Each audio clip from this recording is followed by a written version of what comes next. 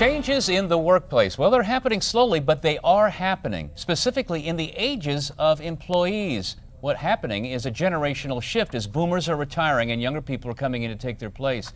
Dale Carnegie, you might remember that he wrote that famous book, How to Win Friends and Influence People. Dale Carnegie, that program is still existing all over the world and very much so in the United States. Greg Cox, he runs the Chicago office for Dale Carnegie. Greg, talk about some of these changes that are taking place right now. Well, it's interesting, Bill, because before the end of the decade, 65 million people are going to try to retire, often going to be frustrated in the process because their 401k became a 201k. Those are baby boomers, and baby boomers are characterized kind of like being workaholics. They're going to be replaced by millennials or Ys, and those folks have been characterized as entitled.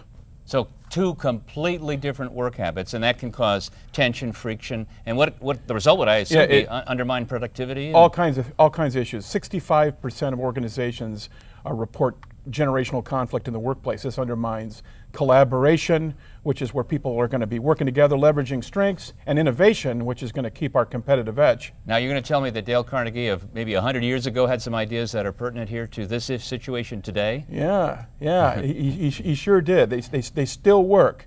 And Dale Carnegie gave some great advice. Dale Carnegie said, try honestly to see things from the other person's point of view.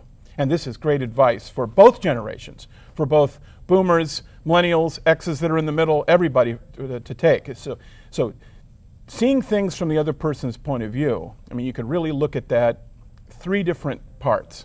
First is we got to understand, what's that other person's vision? What do they want?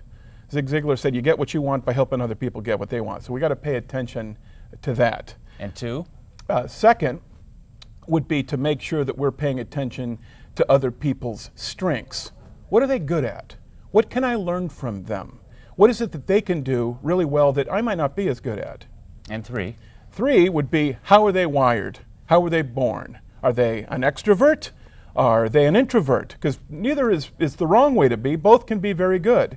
Are they analytical? Are they social? How does that work with them? And when we understand that, we're going to work together a lot better. So these are age-old, timeless principles that help diffuse that tension and get everybody working in the same direction. That's right. Common sense, it's not that common.